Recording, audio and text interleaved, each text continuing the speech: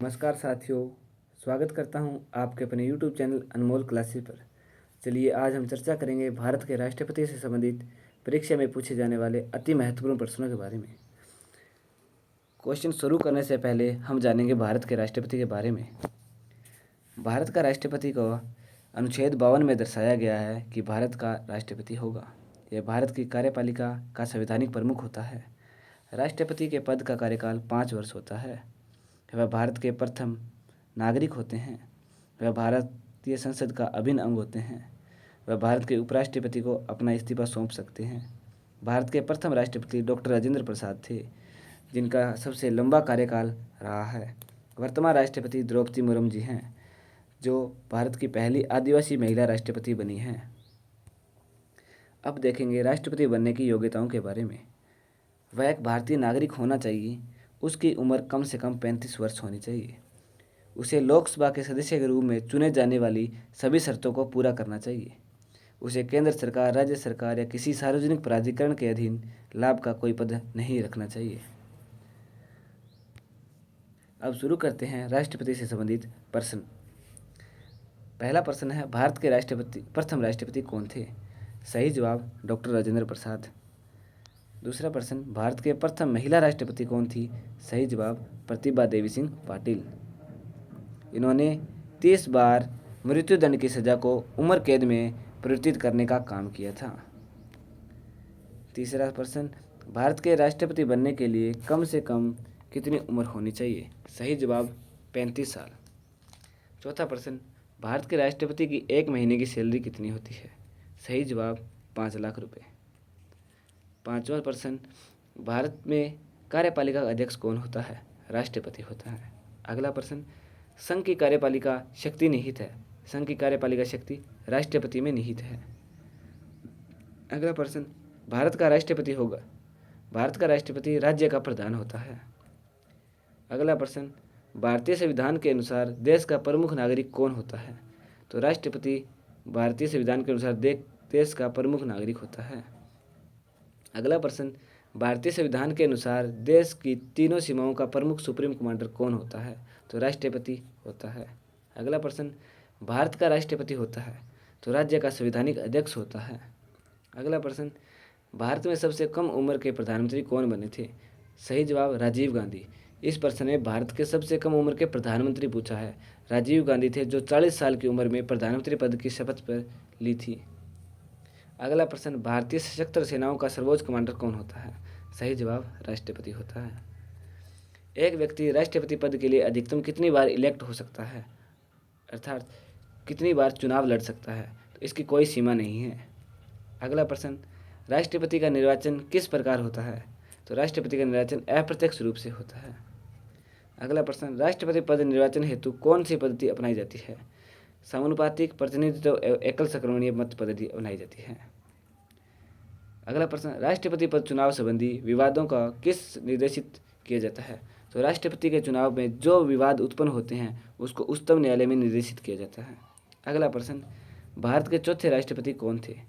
तो भारत के चौथे राष्ट्रपति वीवी गिरी थे। वीवी गिरी का नाम वराहगिरी वेंकट गिरी था। अगला प्रश्न, निम्नलिखित में कौन से राष्ट्रपति पूर्व केंद्रीय गृह मंत्री थे?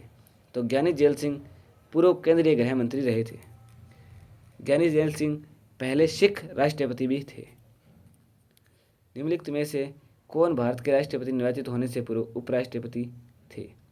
तो ज्ञानी जैल सिंह राष्ट्रपति निर्वाचित होने से पहले भारत के उपराष्ट्रपति भी थे।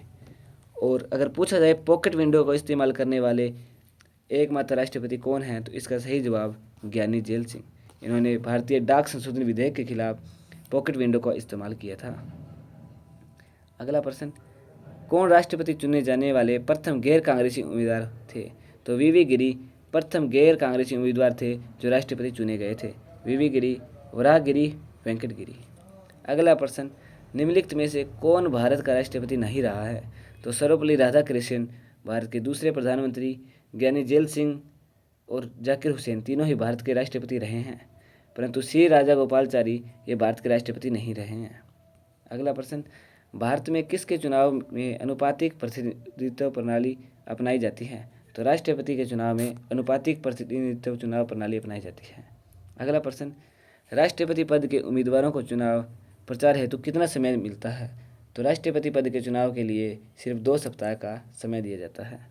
अगला प्रश्न, किसके द्वारा राष्ट्रपति को उसके पद से हटाया जा सकता है?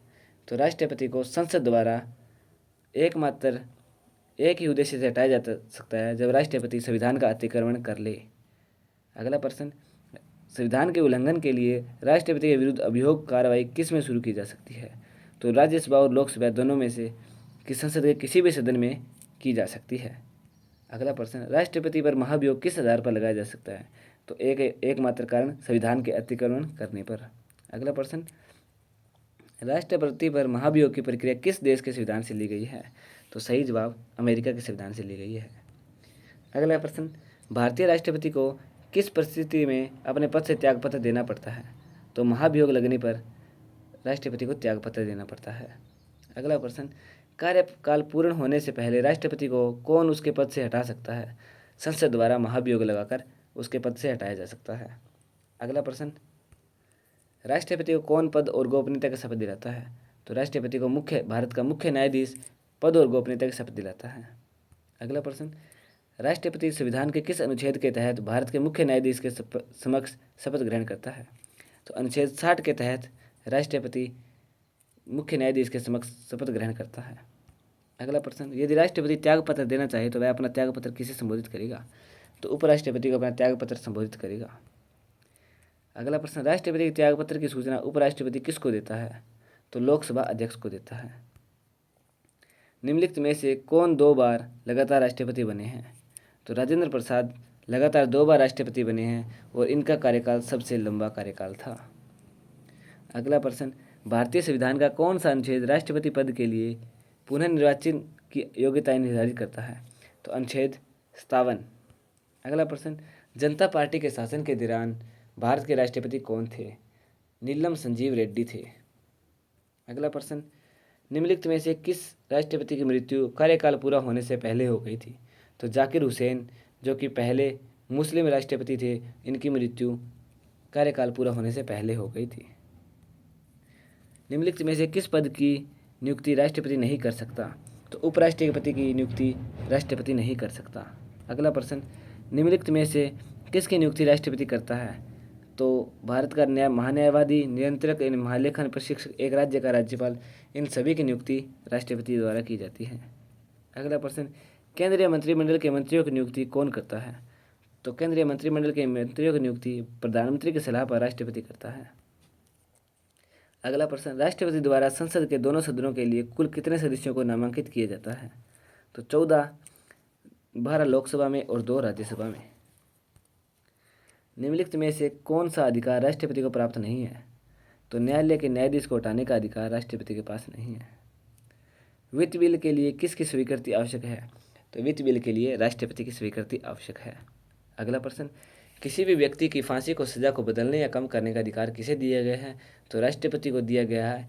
और पूछा जाए सबसे अधिक बार मृत्युदंड की सजा को उम्र कैद की सजा में किसने बदला? तो एकमात्र राष्ट्रपति प्रतिभा देवी सिंह पाटिल, जो कि भारत की पहली महिला राष्ट्रपति बनी थी। अगला प्रश्न, निम्नलिखित में से किसे राष्ट्रपति नियुक्त नहीं करता है? तो योजना आयोग को राष्ट्रपति नियुक्त नहीं करता है। निम्नलिखित में से कौन राष्ट्रपति की मर्जी तक अपने पद पर रह सकता है? तो राज्यपाल राष्ट्रपति की मर्जी तक अपने पद पर रह सकता है। अगला प्रश्न, किसी विधि के प्रश्न पर सर्वोच्च न्यायालय से परामर्श लेने का अधिकार किसको है? तो राष्ट्रपति को है। अगला प्रश्न, भारतीय संविधान का कौन सा अनुच्छेद राष्ट्रपति को न्यायालय से परामर्श करने की शक्ति प्रदान करता है? तो अनुच्छेद 143 न्यायालय से परामर्श करने की शक्ति प्रदान करता है। अगला प्रश्न, संसद का अधिवेशन बुलाने का काम किसका है? संसद का अधिवेशन बुलाने का काम राष्ट्रपति का है। अगला प्रश्न, भारत में कौन सी राष्ट्रपति निर्विरोध चुने गए थे? तो नीलम संजीव रेड्डी भारत के एकमात्र राष्ट्रपति जो निर्विरोध चुने गए थे। अगला प्रश्न, भारत के राष्ट्रपति ने आर्थिक संकट की घोषणा कब की थी? तो राष्ट्रपति द्वारा 3 प्रकार से राष्ट्रपति आपातकाल की घोषणा की जा सकती है। उसमें एक है आर्थिक संकट, और अभी तक कभी भी आर्थिक संकट की घोषणा नहीं की गई है। अगला प्रश्न, विदेशी देशों के सभी राजदूतों को कमिश्नरों के प्रत्यय किसके द्वारा प्राप्त किए जाते हैं? सही जवाब राष्ट्रपति द्वारा। अगला प्रश्न, राष्ट्रपति किस विधेयक को पुनर्विचार के लिए नहीं लौटा सकता? तो एकमात्र ऐसा विधेयक जिसको राष्ट्रपति पुनर्विचार के लिए नहीं लौटा सकता वो है धन विधेयक। अगला प्रश्न, निम्नलिखित में से राष्ट्रपति किस सूची के विषयों पर अध्यादेश जारी कर सकता है? तो संघ और समवर्ती सूचियों पर राष्ट्रपति अध्यादेश जारी कर सकता है। अगला प्रश्न, पॉकेट विंडो का इस्तेमाल करने वाले एकमात्र राष्ट्रपति कौन थे? तो ज्ञानी जेल सिंह थे, जो भारतीय डाक संशोधन विधेयक के खिलाफ पॉकेट विंडो का इस्तेमाल किया। भारत में राष्ट्रपति चुना जाता है तो निर्वाचित सांसदों और विधानसभा के सदस्यों द्वारा चुना जाता है। अगला प्रश्न, राष्ट्रपति चुनाव में विवाद होने पर किसकी सलाह ली जाती है? तो सर्वोच्च न्यायालय की सलाह ली जाती है। अगला प्रश्न, राष्ट्रपति किस सूची के विषयों पर अध्यादेश जारी नहीं कर सकता? तो संघ और समवर्ती सूची पर जारी कर सकता है, परंतु राज्य सूची पर नहीं कर सकता। अगला प्रश्न, भारतीय संविधान का कौन सा अनुच्छेद राष्ट्रपति को अध्यादेश जारी करने की शक्ति प्रदान करता है?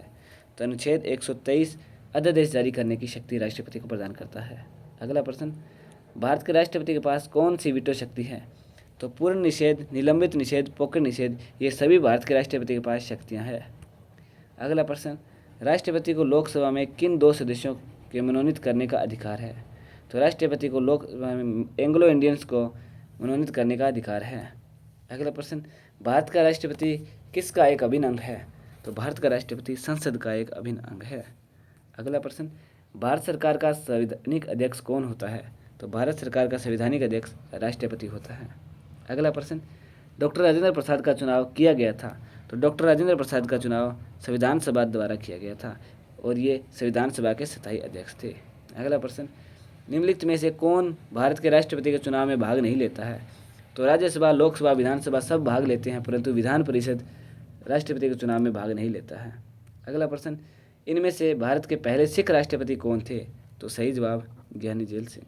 अगला प्रश्न, भारत के राष्ट्रपति ने किस मामले में पॉकेट वीटो का शक्ति का प्रयोग किया है?